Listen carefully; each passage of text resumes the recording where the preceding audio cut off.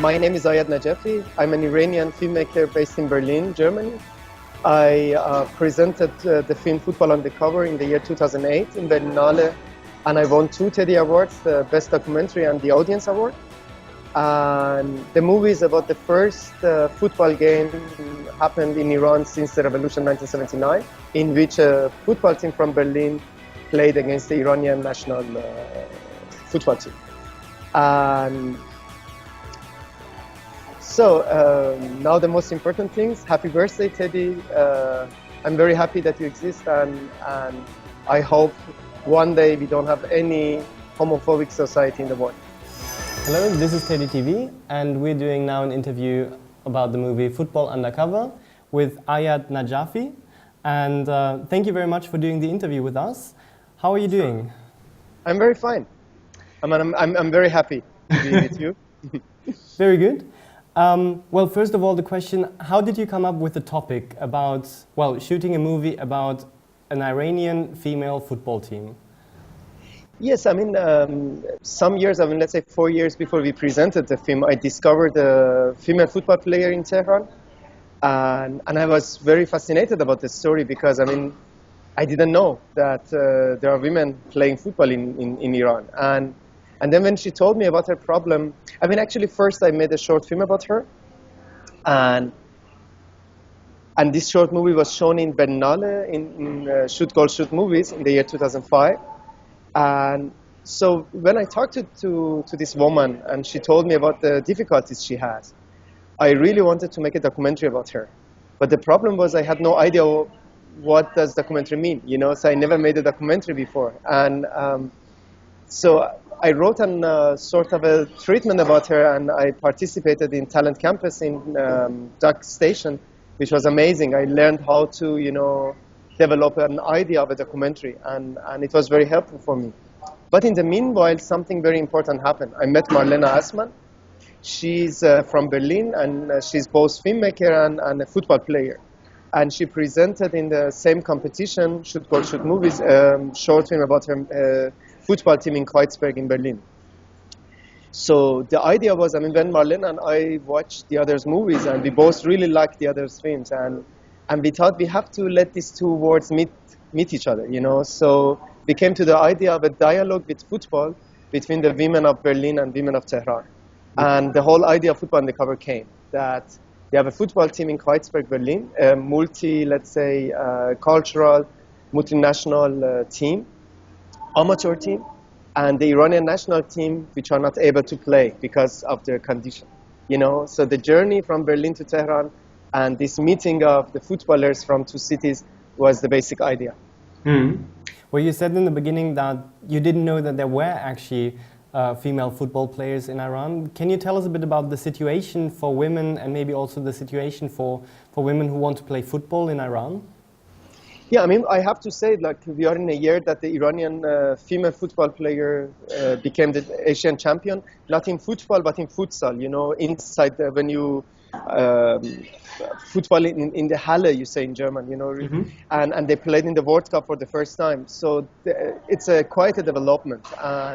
But back then, and it's in general, I can tell you, there is a contradiction in Iran. You have amazing, young generation in every different stuff, in the sport, in art, in science, in culture.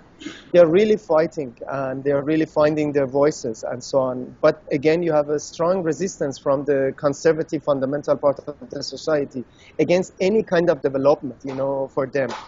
So I'm talking about 2004, when for the first time, or it was actually 2003, that I came to the idea I want to make a short movie about this, this woman. It was a huge resistance in Iranian government and in Iranian, let's say conservative part of the society against that.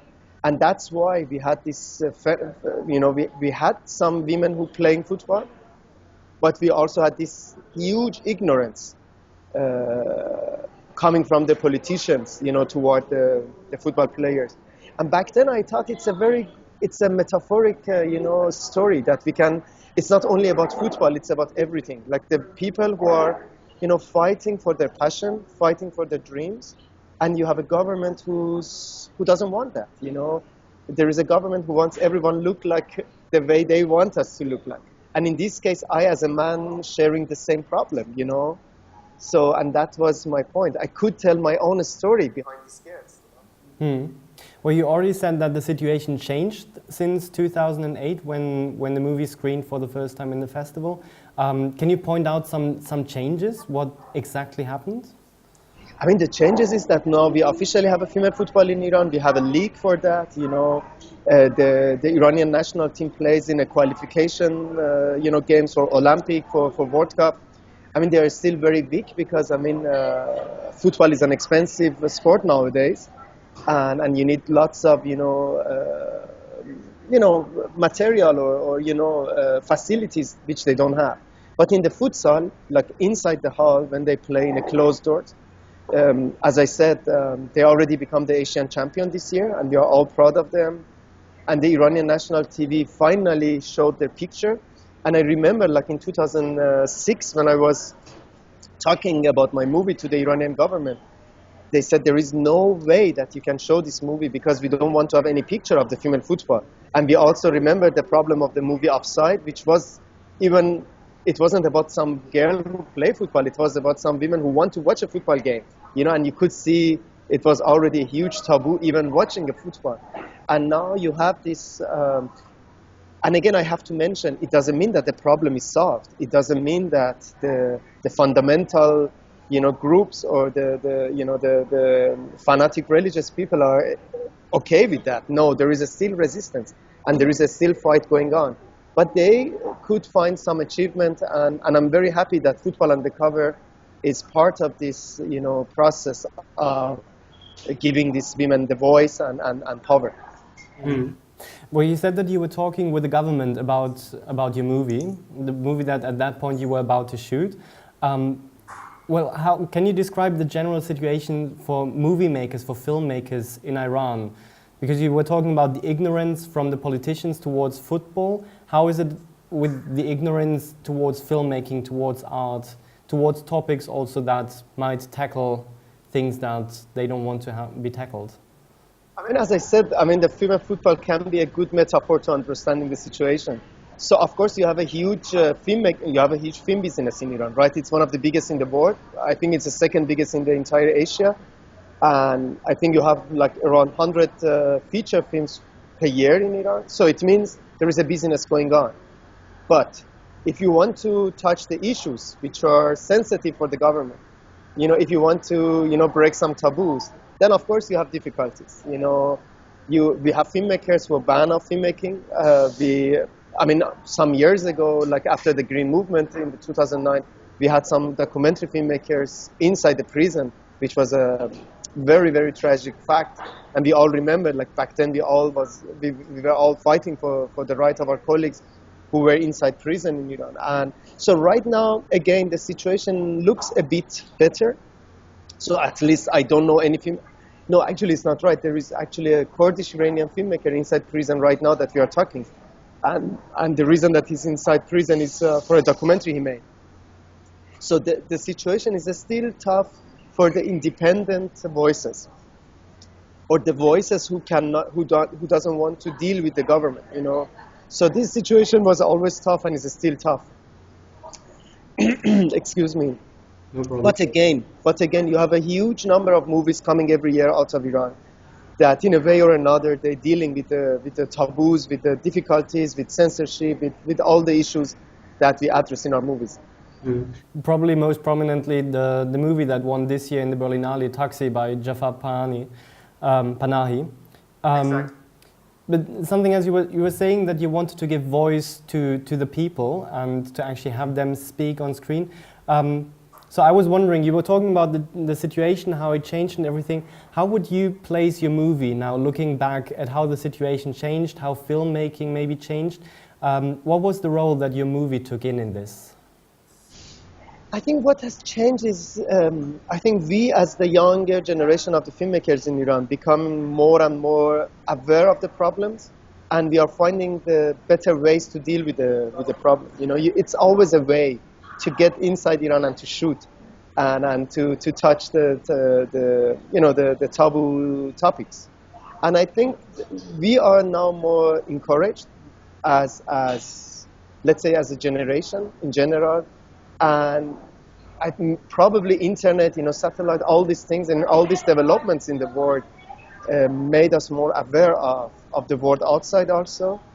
And also, I think for me, Football Undercover was a very positive experience because I became aware of the power I have as a person. Like, I can do some changes if I want, Like, at the end of the day, after all the difficulties we faced, it was a success story. The success story that the women played against each other, that was a big success. And then the success of the movie showed that the world outside Iran is really interested to look at these problems, and this empathy that we received from the audience of the film, from Bernale until, still the movie is going in some festivals. There are still like small, presentations of the film.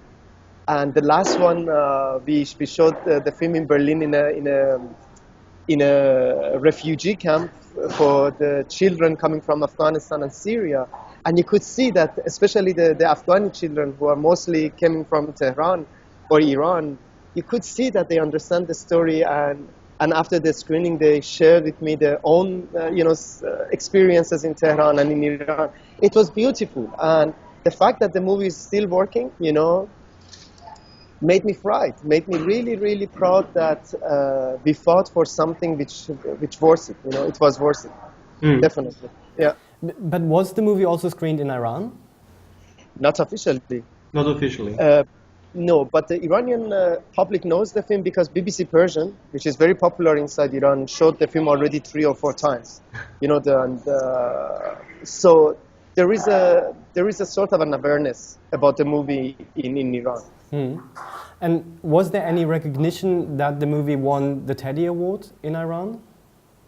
Yes, I mean, that's a very funny thing because Iranian embassy announced it. They didn't say what Teddy mean, but it was a year that it was another Iranian movie in the competition which won the best actor of like the silver bear of the best actor. I don't remember the title of the film now. Song of Sorrows? I don't remember. And my movie. And the Iranian embassy announced very proud, like, the teddy bear, 2 teddy bear goes to Football Undercover. And I said, yeah, can you please also mention what teddy bear means, But no, obviously they didn't, do that. So yes, there was awareness. The Iranian film magazines wrote about that.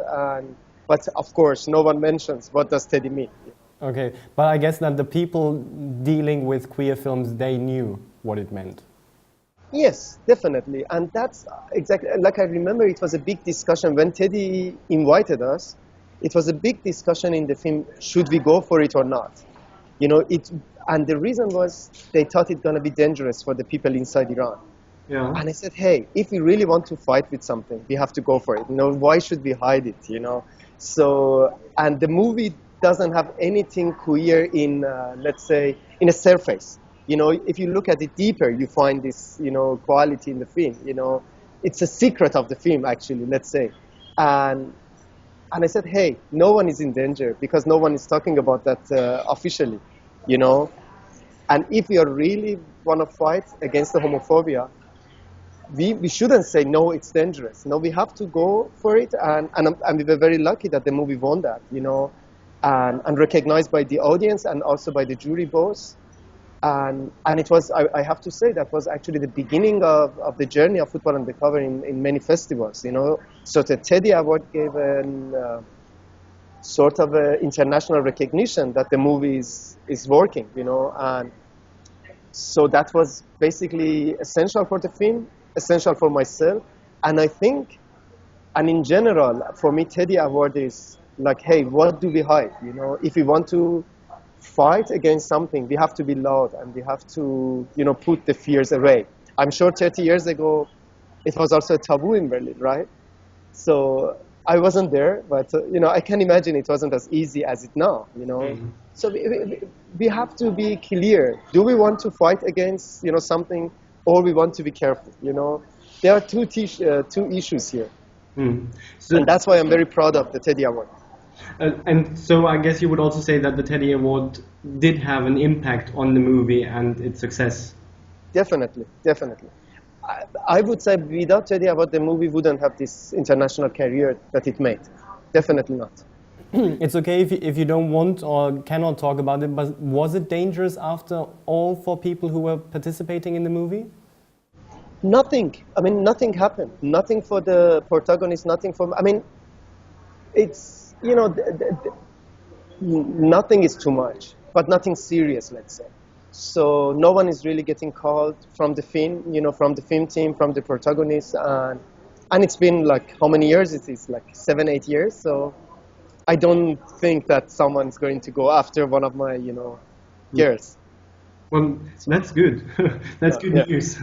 Yes, and that means that Teddy Award has to be, you know, like again, how you say, as brave as it is and as loud as it is, you know. Yeah. Well, as you know, the Teddy Award celebrates its 30th birthday in 2016.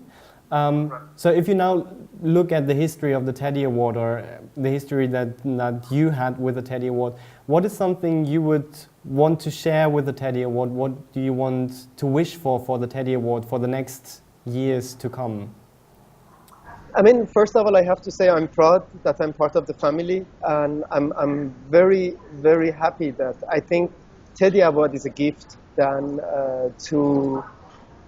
for me, you know, coming from a country that I had to fight for every right I wanted to have, you know.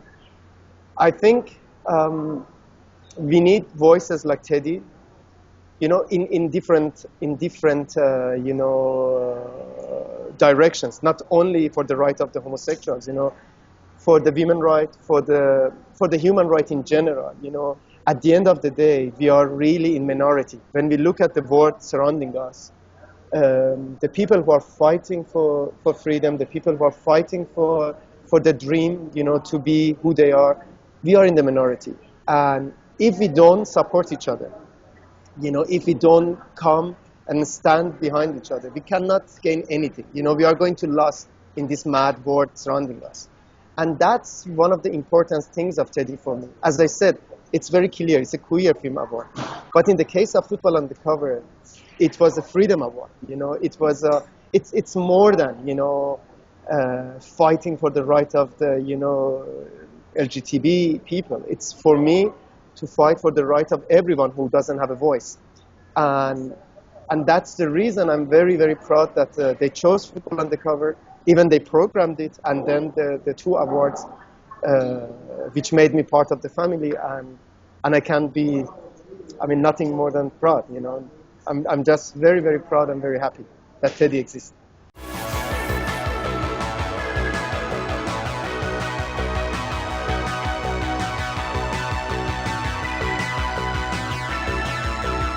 Yeah, I mean, I can do this cliche like thanking people, because I mean, Football Undercover wasn't only me, you know, it was really a teamwork. It was David Assman, my co-director, Marlene Assman, who we developed the project together, and Corina and Valerie Assman, and the people, you know, the film team.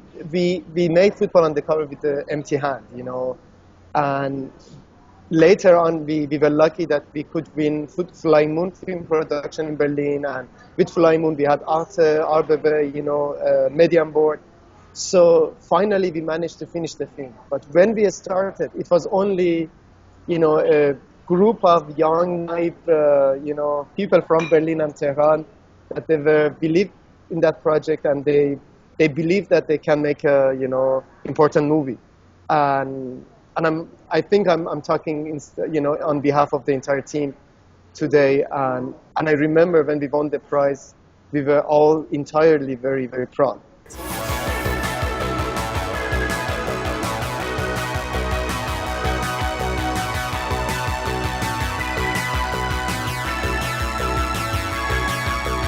Nale in Shoot Goal Shoot movies in the year 2005, and so when I talked to this woman and she told me about the difficulties she has, I really wanted to make a documentary about her.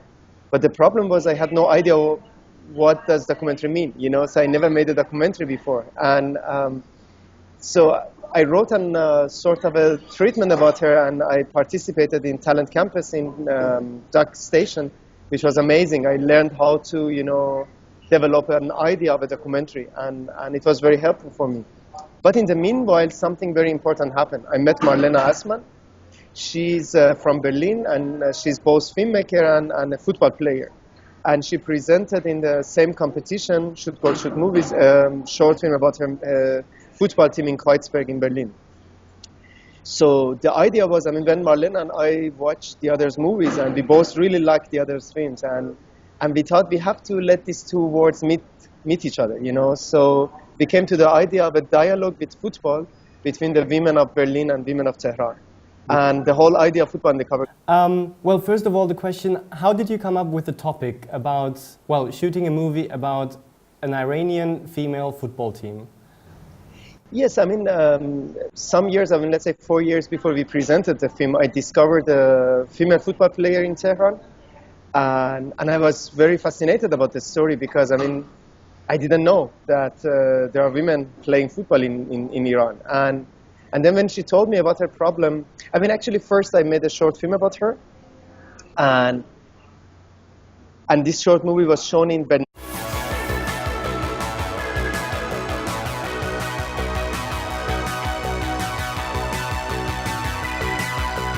My name is Ayat Najafi. I'm an Iranian filmmaker based in Berlin, Germany. I presented the film Football Undercover in the year 2008 in Berlinale, and I won 2 Teddy Awards, the Best Documentary and the Audience Award. And the movie is about the first football game happened in Iran since the revolution 1979, in which a football team from Berlin played against the Iranian national football team. And so now the most important things, happy birthday, Teddy. I'm very happy that you exist, and I hope one day we don't have any homophobic society in the world. Hello, this is Teddy TV, and we're doing now an interview about the movie Football Undercover with Ayat Najafi. And thank you very much for doing the interview with us. How are you doing? I'm very fine.